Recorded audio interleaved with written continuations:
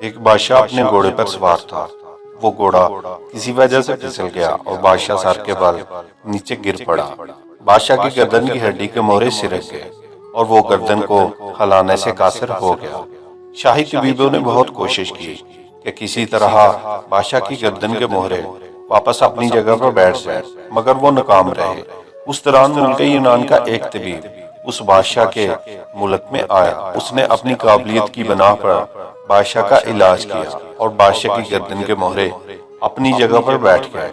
بادشاہ کے علاج کے بعد وہ یونانی طبیب اپنے ملک واپس لوٹ گیا۔ کچھ عرصہ بعد وہ یونانی طبیب دوبارہ اس بادشاہ کے ملک آیا اور بادشاہ کی خدمت میں بھی سلام کے لیے حاضر ہوا۔ بادشاہ کے لیے لازم تھا کہ وہ اس طبیب کی آؤ بھگت کرتا اور اس کے ساتھ عزت سے پیش آتا، مگر وہ اس طبیب کے ساتھ ایسا برتاؤ کر رہا تھا جیسے اسے جانتا ہی نہ تھا۔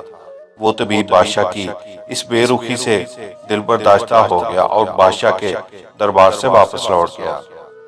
اس طبیب نے بادشاہ کے دربار سے واپس آنے کے بعد اپنے ایک غلام کو کچھ بیج دیے اور کہا کہ تم یہ بادشاہ کے پاس لے جاؤ اور اس سے کہو کہ یہ بھی یونانی طبیب نے دیے ہیں، انہیں آگ کے انگاروں پر ڈال کر ان کی دونی لوگے تو تمہیں بے حد فائدہ ہوگا۔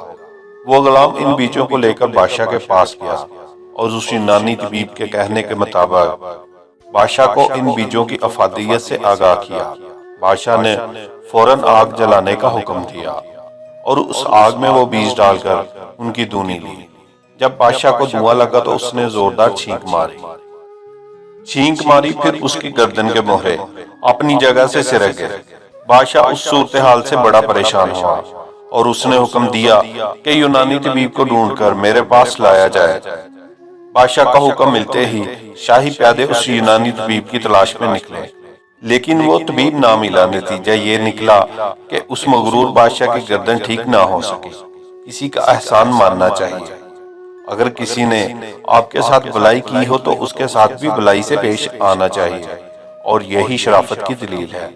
اپنے محسن کے احسان کو بھول جانا اور اس کی نیکی کو یاد نہ رکھنا انتہائی گھٹیا درجے کی نشانی ہے۔